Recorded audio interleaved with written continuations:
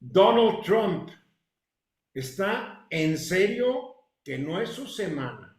Están saliendo correos electrónicos que el difunto pederasta Epstein mandó a diferentes personas. Uno de esos correos dice: Trump sabía sobre las chicas, pero no sabemos lo que sabía porque Epstein no fue más claro. Y en otra dice que Trump pasó varias horas dentro de su casa acompañado de la chica que ya después, a los 41 años recientemente, optó por suicidarse, que es la que logró que le quitaran todos privilegios, títulos y lo demás al expríncipe Andrés del Reino Unido. Pero no solamente eso, las quejas van creciendo porque una de sus promesas, mentirosa como todas las promesas de este fulano, era de que desde el primer día iban a bajar los precios. ¿Se acuerdan? Desde el primer día se iba a acabar la guerra en Gaza, desde el primer día se iba a acabar la guerra en Ucrania, desde el primer día se iban a caer los precios. Ya ha sido todo lo contrario. Las guerras siguen.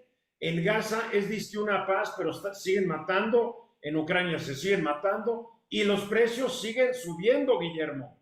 Sí, llama poderosamente la atención. El viernes pasado firmó un acuerdo ejecutivo donde cancela y reduce aranceles a más de 200 productos agropecuarios de cualquier país. Y nada más hago una puntualización. El arancel del 17% al tomate mexicano sigue vigente porque ese es otro litigio. Pero es en un general... es un arancel de castigo porque los tomateros de Florida y de California acusaron a México de estar vendiendo por debajo del precio, el famoso dumping. Y Entonces como Trump, ese... Uh-huh. y Trump entonces puso un arancel del 17%, ese no lo quitó. No, porque está dentro de un proceso, pero por ejemplo se lo quitó a todo lo demás y de todos los países voy a incluir, por ejemplo, el aguacate, que es muy importante.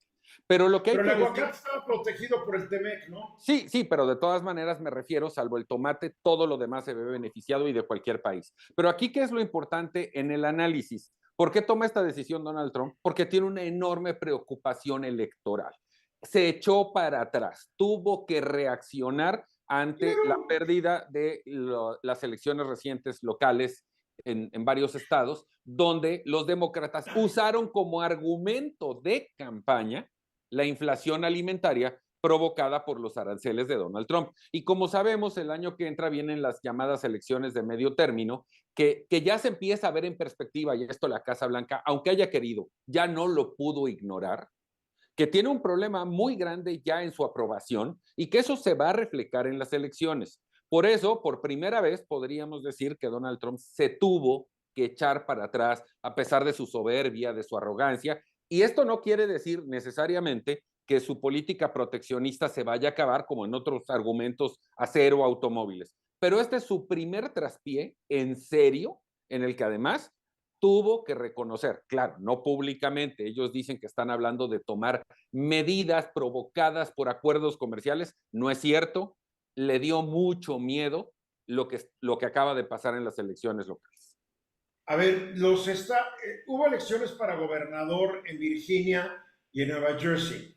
Ahí ganaron las dos candidatas del Partido Democrático, pero se sabía que iban a ganar, o sea, se sabía. Eso no es lo que lo asustó más. Lo que lo asustó más es en elecciones en ciertos distritos, en estados muy republicanos, donde ganaron demócratas que nadie creía que podían ganar. Ahí está el barómetro del enojo contra este tipo, porque que no se metan con tu comida, pero además estas elecciones se dan cuando Trump estaba diciendo que no iba a apoyar porque se cerró el gobierno de Estados Unidos, que no iba a aprobar recursos para darle subsidios de alimentos a 40 millones de estadounidenses. O sea, mientras él hacía una fiesta de disfraces en su casa de Florida, donde la comida fluía, 40 millones de estadounidenses tenían que ir a bancos de alimentos, de los cuales José Luis Romero Hicks conoce muy bien porque él preside uno en Guanajuato, tenían que ir a conseguir comida, porque en Estados Unidos 40 millones de estadounidenses no hay que olvidar que la población es de 320 millones, pero 40 millones son 40 millones, no les alcanza el ingreso para comer, para que no nos venga que es el país más rico y próspero de la historia y del planeta Tierra. Sí, Rodrigo. Y creo que lo más importante, como acaba de decir Guillermo, lo que más le duele a los norteamericanos, a los estadounidenses, es la patada en la bolsa, en el estómago, y eso es lo que es lo que está provocando Donald Trump. Y esa polarización que logró al principio, ahorita la está tratando de pues, cambiar, porque precisamente les está afectando en el dinero, en el ingreso, y ahí es donde va a perder Donald Trump. El café en Estados Unidos subió 15%. Esto significa que los importadores de café están absorbiendo parte del arancel, porque no más el arancel para el café de Brasil es del 50%. Entonces, imagínate, un país que toma café, en serio, 15% más, es una lana cuando lo multiplicas por 30 cafecitos al mes, ¿eh? José Luis. Y en eso... Fíjate que el TEMEC protege todo, no solo el aguacate, debería de proteger también al jitomate. Hay que recordar que el presidente Trump está cuestionando no el TEMEC, sino la emergencia nacional de seguridad nacional. Es la lógica legal que se está discutiendo todavía en tribunales.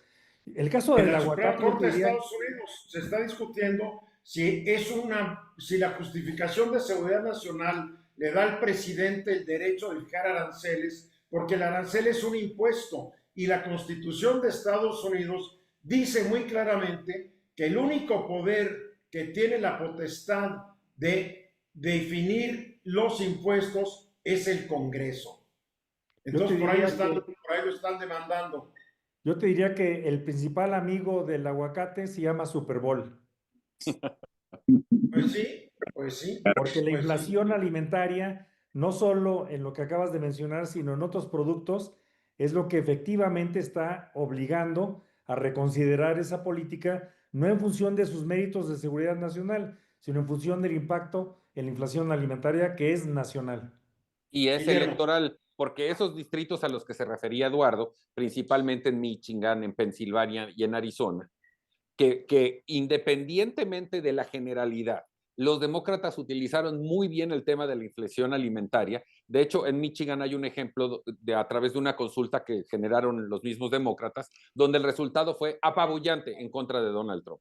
Entonces, esos candidatos que inicialmente no tenían a lo mejor la perspectiva, le ganan a Donald Trump por una perspectiva bien utilizada de campaña, y yo creo que para las elecciones de medio término la preocupación es gigantesca. No me explico de otra manera que el tipo más arrogante del mundo tenga que echar para atrás una de sus políticas favoritas. No, y además, sí, Rodrigo. Oye, que mucho tiene que ver que él ya está en su segundo término, en su segundo mandato. Entonces, es un Donald Trump muy diferente al del primero. Ahorita ya no le importa porque no es para él, es para su partido. Y veto a saber si es su partido. Y lo digo así porque él no es republicano, él es trumpista. Él es Donald. Pero es que él ya se apropió del Partido Republicano. Él había sido demócrata, había estado en otros partidos y ahora él, y lo dijo en una época, que él si se lanzara por la presidencia, se iba a lanzar por el Partido Republicano porque ahí estaban los políticos más tontos. Así lo dijo hace muchos años. Y caray, se apropió del Partido Republicano. Creo que algo muy importante es el resquebrajamiento que estamos viendo en el movimiento de MAGA, porque una congresista de Georgia, que era su principal defensora, Marjorie Taylor Greene, pues ya se fue contra Trump. Ella dice, yo defiendo a Trump, pero no estoy de acuerdo que esté en contra de que se hagan públicas todos los papeles del pederasta Epstein. No estoy de acuerdo que no esté dándole sus ayudas y subsidios alimenticios a las personas. Entonces ya se le puso a ella y ella está apoyando que se abran los archivos de Epstein junto con otros archiconservadores en la Cámara de Representantes. Capaz de que se le está cayendo la escenita, pero con Trump nunca sabes, porque si algo ha demostrado es que de una situación negativa la aprovecha y la vuelve en una situación positiva, porque es muy vivo. Aunque el otro día vi un video de un psiquiatra donde decía que ya empieza todos los días a dar síntomas de tener una demencia creciente. Eso lo dice un psiquiatra, con el cual sí estoy de acuerdo. Oye, Eduardo, creo que la ha estado desde el Trump 1.0, empezó eso. Ya en la campaña vimos una cuestión totalmente diferente, o sea, totalmente fuera de sí en muchas cosas, yo creo. Ha cambiado mucho, ha cambiado mucho. El Trump de la primera presidencia se rodeó de gente, de muchos políticos profesionales que más o menos lo contenían.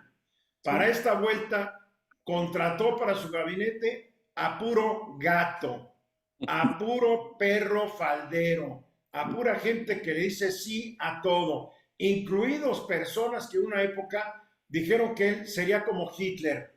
¿Quién lo definió como Hitler en potencia? Quien es hoy el vicepresidente de Estados Unidos, J.D. Vance. ¿Quién dijo que tenía las manos chiquitas y que por ahí se podía imaginar qué más tenía chiquito Trump? Su hoy secretario de Estado, Marco Rubio. Todos doblaron la cabecita con tal de estar